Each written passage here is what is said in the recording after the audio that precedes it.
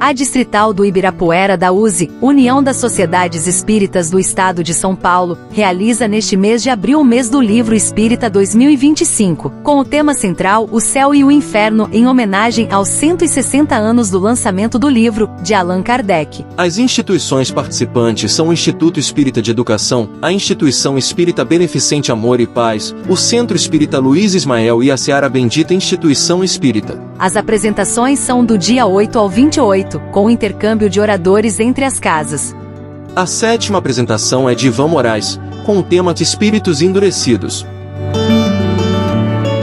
E, uma vez mais, queria agradecer aí pela oportunidade de participar dessa programação do Mês do Livro Espírita de 2025, que é um evento promovido pelo Departamento de Doutrina da USE Distrital do Ibirapuera. Esse evento ele conta com a participação, além do Amor de Paz, do CELI, do Instituto Espírita de Educação e da Seara Bendita, e ele tem o objetivo de promover o intercâmbio dos palestrantes das diversas casas que compõem a Distrital Ibirapuera, da USE, e todo ano, no mês de abril, a gente escolhe o tema de um livro, né? E esse ano, aqui de 2025, o livro escolhido foi O Céu e o Inferno, ou A Justiça Divina, segundo o Espiritismo, que é uma obra de Allan Kardec, publicada em 1º de agosto de 1865. E como que funciona esse evento? Ao longo do mês de abril, nós tivemos até o momento 6 palestras muito ricas em conteúdo, bem estruturadas, que proporcionaram reflexões e aprendizados para cada um de nós. Então, além de promover o intercâmbio, né, as palestras trazem as questões mais importantes do livro, O Céu e o Inferno, e, no final, essa troca de experiências é muito enriquecedora, porque, como vocês vão ver no tema de hoje, que nós vamos falar dos espíritos endurecidos, sempre traz a experiência dos espíritos um aprendizado muito grande para cada um de nós. Então, na primeira parte do livro, Kardec faz uma análise crítica sobre diversas crenças sobre o céu e o inferno. E na segunda parte, ele aborda um processo de transição do espírito, que deixa o corpo material e recobra sua consciência na realidade espiritual.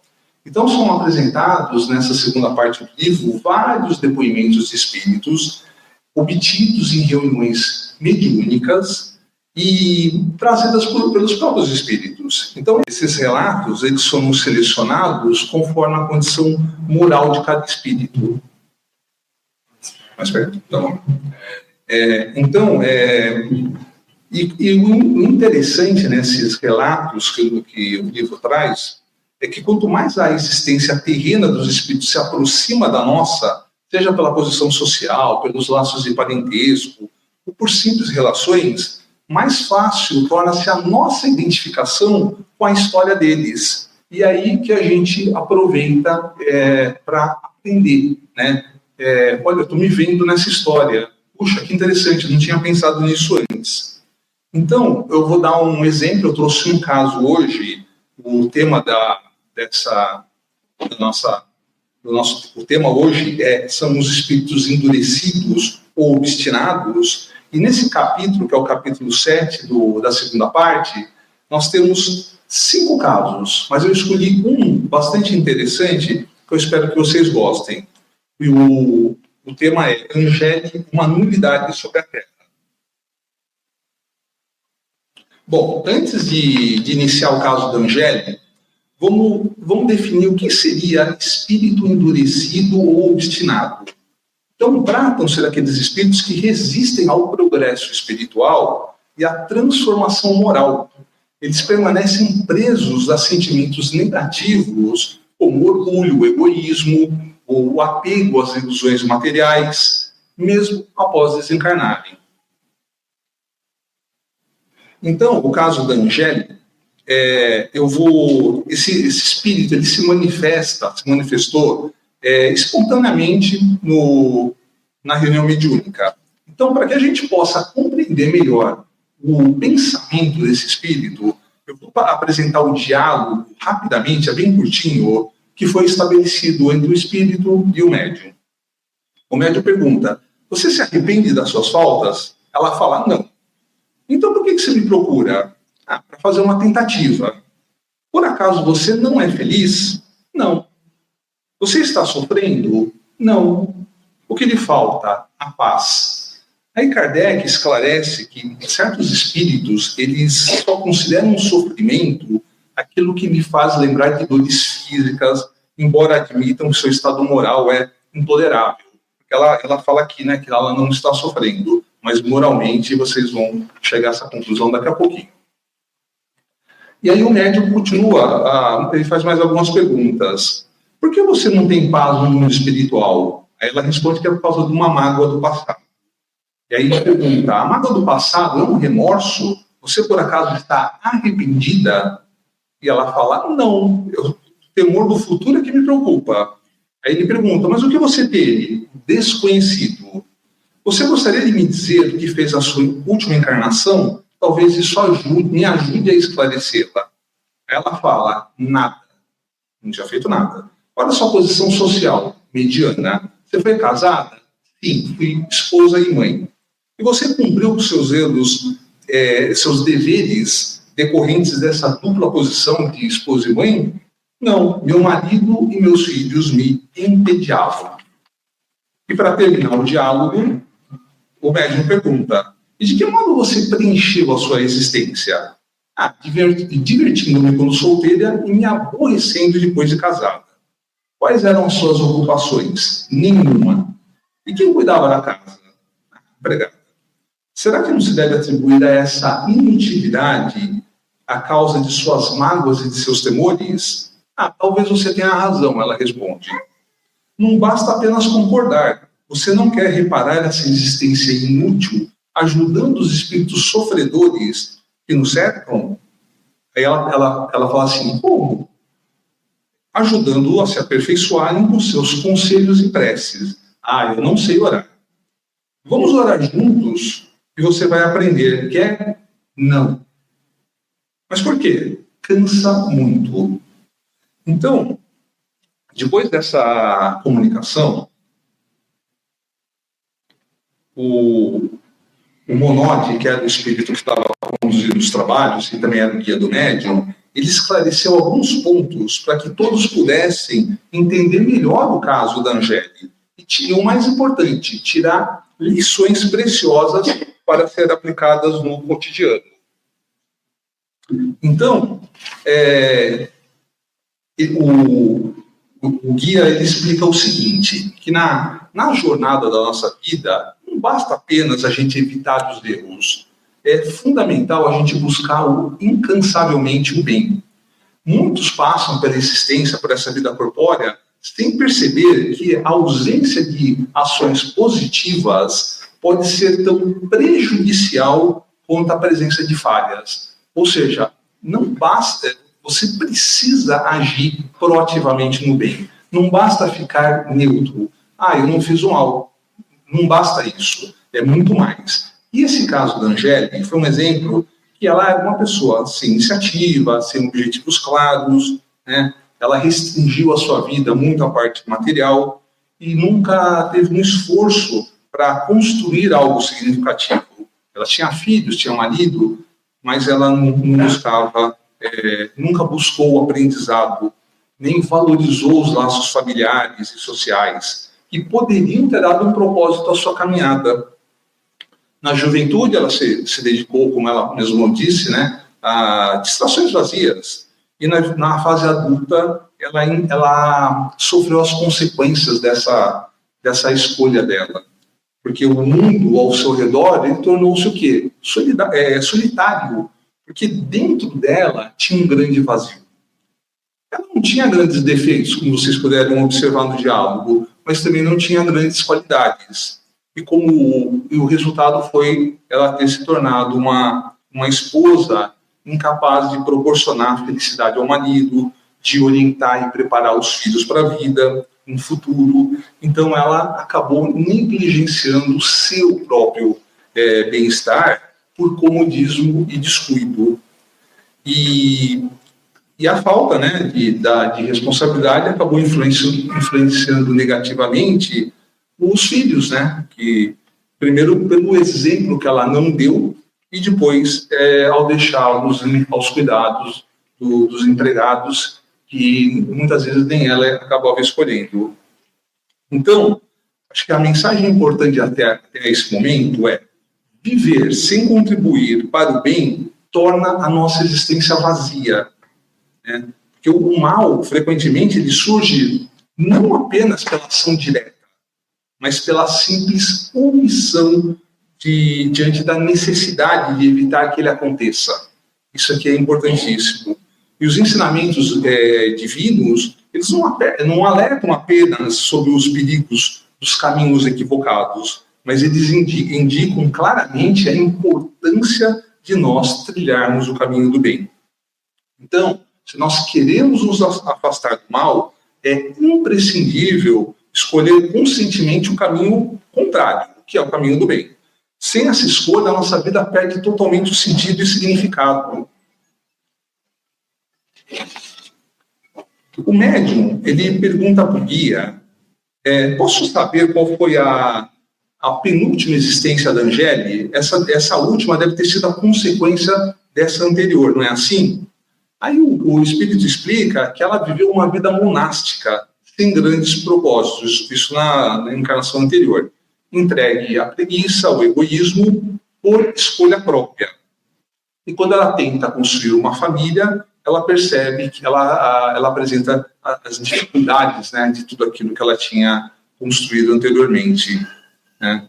E aquela orientação, aquela vozinha dos guias, né, alertando sobre o risco da estagnação, sempre esteve presente para ela. Mas o caminho parecia mais fácil, então ela preferiu não se esforçar, não tentar mudar. E hoje, no plano espiritual, ela compreende que essa neutralidade é perigosa, né? Mas ela não consegue, ela não encontra forças para ela sair desse estado de inércia. E o guia complementa: por isso, orem por ela, despertem sua consciência, ajudem a buscar a paz interna. Então, lembre-se, a paz que tanto buscam só virá como consequência do esforço. Enquanto negligenciarem o trabalho, vocês permanecerão presos à angústia da espera. E a dica do Espírito é: trabalhem sem cessar. Cumpram os seus deveres com dedicação, com coragem e persistência, pois a fé será o sustento nessa jornada. Então, aquele que executa a sua tarefa com honestidade, por mais simples ou humilde que seja, é muito mais digno aos olhos de Deus do que aquele que impõe obrigações aos outros. Né? Então, cada desafio na nossa vida é um degrau para crescer. Então, não continuem esses caminhos, pois vocês estão cercados de amigos espirituais que estendem as mãos àqueles que depositam a força em Deus. Bom, um ponto que a gente precisa abordar aqui é a questão que a Angélica, na penúltima encarnação, ela tinha muita preguiça, né? Era muito egoísta. Então, se a gente voltar um pouquinho lá no livro dos Espíritos, né, tem uma pergunta que Kardec faz: qual que é o pior de todos os vícios? Ele pergunta para os espíritos superiores, né? E os espíritos respondem: é o egoísmo, porque é dele que emana todo o mal. E ele está presente em todos os vícios do nosso dia a dia. Então, o egoísmo realmente é muito difícil de erradicar, porque ele, além de ele demandar da influência da matéria, e nós ainda estamos profundamente submetidos à matéria, ele se manifesta no nosso dia a dia, né? Nós somos egoístas, nós vivemos uma sociedade egoísta, né? A sociedade, infelizmente, ela é muito egoísta, né? A gente vê isso marcado pelo orgulho, pelo preconceito, né? Muitas pessoas discriminam o outro com base na cor da pele, na orientação sexual, na aparência física, na idade, né? E, em suma, a discriminação contra aqueles que são considerados diferentes. Então, o egoísmo, como os espíritos nos explicam, é o filho do orgulho e da ambição, cobiça, inveja, todos esses sentimentos que ferem o ser humano a todos os instantes e provocam desordem, né, na nossa sociedade, tão marcada por esse egoísmo. Então, através do conhecimento, né, como que a gente combate isso, né? Através do conhecimento, que impulsiona uma ação renovadora, guiada pela força de vontade, né, nós somos responsáveis por tudo que nós fazemos e pela nossa evolução moral. Só que, por consequência, a gente influencia quem está do nosso lado, a gente influencia e muito outro pelos bons exemplos. Então, Kardec diz que o aprimoramento moral conduzirá à prática da caridade, e da caridade nascerá o sentimento de fraternidade. Essa transformação é inevitável, pois está compreendida na lei do progresso, né? Mas, para isso, uma vez mais, precisamos de muito esforço e muita força de vontade. Bom, mais um ponto aqui importante para a gente pontuar. O Espírito, quando ele fala que para a Angélica, né, que ele fala para as pessoas que era importante orar pela Angélica, eu queria destacar um pouquinho aqui a importância da prece, né? A prece, ela é a manifestação de um desejo e que, através dela, o homem entra em comunicação pelo pensamento com o ser a qual ele se dirige, né? Então, é fundamental compreender isso, porque a partir do momento que nós dirigimos, né, esse desejo do bem em favor de um espírito, que seja encarnado ou desencarnado, ele vai, essa intensidade vai depender muito daquele foco, né, daquele sentimento positivo que eu estou colocando. Eu quero ajudar. E isso vai, a pessoa que eu estou me dirigindo em pensamento, além de eu atrair os bons espíritos, né, o espírito, né, encarnado ou desencarnado, ele realmente vai receber esse sentimento de que eu estou enviando para ele, seja uma vibração de cura, uma vibração de bem-estar, ele vai receber onde quer que ele esteja. Então, esse influxo benéfico que eu estou colocando através da minha força de vontade pode despertar no espírito a conscientização das suas faltas e o desejo de regeneração. Então, vejam a importância da prece, e é por isso que o Espírito pede para orar pela Angélica, né, para ajudá-la nesse despertar. Lembra que ele fala que ela não tinha força de vontade, ela até poderia querer fazer alguma coisa, mas faltava força de vontade. Então, esse exemplo, ele exemplifica a importância e o poder da prece, que é uma ferramenta de amor, que auxilia e beneficia tanto encarnados quanto os desencarnados.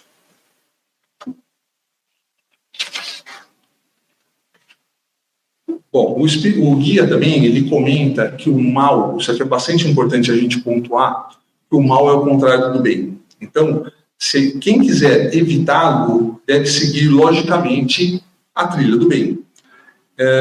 E na questão 642 do Livro dos Espíritos, também bastante importante, Kardec pergunta: basta não fazer o mal para ser agradável a Deus e assegurar um futuro melhor?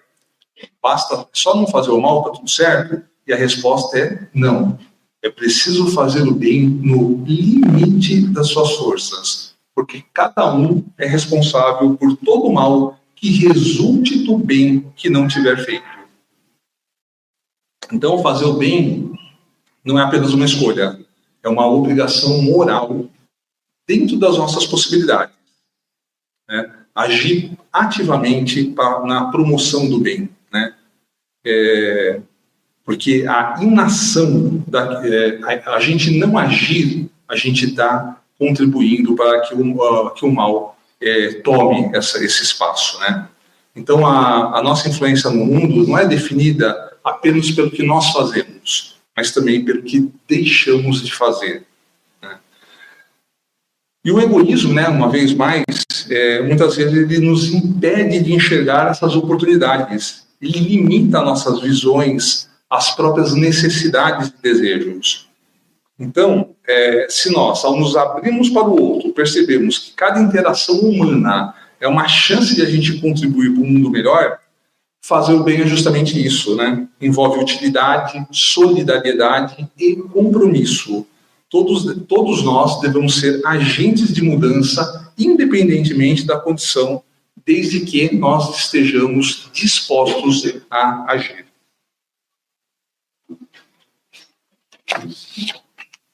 Bom, a caridade, né, não tem como não falar em caridade, ela é o oposto do egoísmo.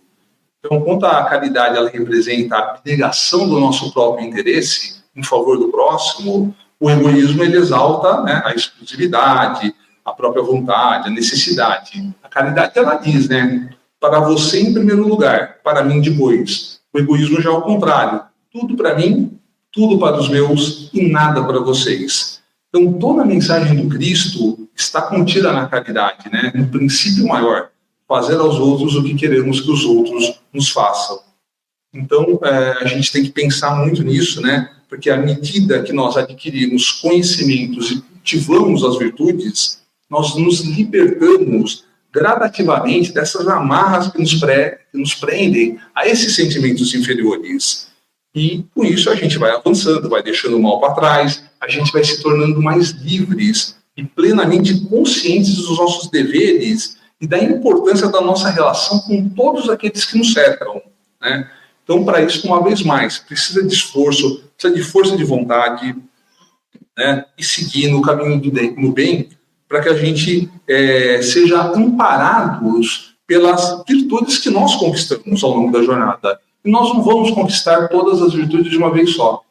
Essa aquisição de virtudes, do mesmo modo que a aquisição do conhecimento, ela é gradual. Depende de cada um de nós, não tem uma regra, né? E então, cada um no limite da sua possibilidade, seguindo, mas com consciência que nós podemos fazer melhor hoje do que nós fizemos ontem. Essa é a nossa grande missão e aí a importância da encarnação e de que Deus nos dá essa grande oportunidade, né, de fazer melhor hoje do que foi feito ontem. E o mais importante, quando a gente muda um pouquinho, a gente vai se transformando moralmente, a gente vai influenciando quem está do nosso lado. Isso é super importante.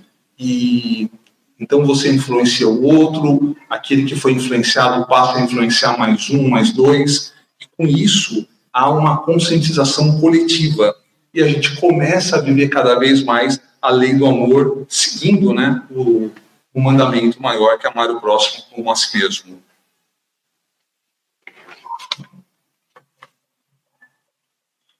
Bom, para encerrar o mês do Livro Espírita de 2025, que trouxe essa obra importantíssima, O Céu e o Inferno, ou A Justiça Divina segundo o Espiritismo, uma vez mais tivemos várias palestras instrutivas, né? E tivemos também a oportunidade de aprofundar o nosso conhecimento sobre esse livro. As outras palestras estão gravadas, né? Então vocês, sempre que se puderem, né, assistam, porque tem excelentes ensinamentos contidos nelas. Eu sempre me lembro, quando eu estudo o livro Céu e Inferno, de um amigo já desencarnado, Eurípides, que no final do estudo desses casos relatados na obra, ele fez, quando a gente estudou lá no Selim, ele fez uma prece de agradecimento. E nele ele expressou a profunda gratidão pelo espírito que trouxe aquela historinha, pela valiosa contribuição deixada para o grupo. Né? Porque ele compartilhou, né, assim como a Angélica fez agora, né, uma experiência rica e repleta de ensinamentos. Então, aquela prece, ela me marcou muito, até hoje eu me lembro dela, pois reflete uma grande verdade. Nós devemos reconhecer e agradecer aos espíritos que, ao compartilharem esse legado, eles nos proporcionam oportunidade de estudo, de reflexão e crescimento espiritual. No capítulo 3 do mesmo livro, O Céu e o Inferno, Kardec ele afirma que o progresso dos espíritos é o fruto do próprio trabalho. Mas como são livres, trabalham no seu adiantamento com maior ou menor atividade, uns avançam mais rapidamente, outros não. E a encarnação é necessária, é o duplo progresso, moral e intelectual do espírito. ao progresso intelectual pela atividade obrigatória do trabalho, ao progresso moral pela necessidade recíproca dos homens entre si. Então, a vida social é a pedra de toque das boas ou das más qualidades.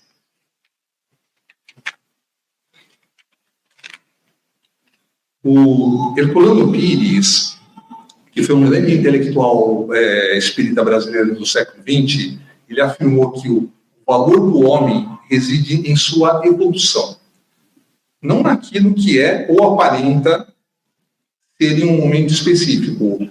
A moral, por sua vez, não é um reflexo do meio social, mas sim uma manifestação da própria consciência. Esse pensamento de Herculano, do professor Herculano, ele evidencia a progressividade do conhecimento e da evolução, mostrando que cada um de nós tem a oportunidade de recomeçar nesta ou em futuras encarnações, para seguir aprendendo, né? Com novas experiências e o apoio daqueles que caminham ao nosso lado, e aí é importantíssimo, né? Nós reconhecemos a importância que o outro tem em nossa vida, nós vamos caminhando, vamos seguindo, vamos melhorando e vamos progredindo espiritualmente. Então, para encerrar o mês do Livro Espírita de 2025, eu vou trazer a mensagem de Kardec,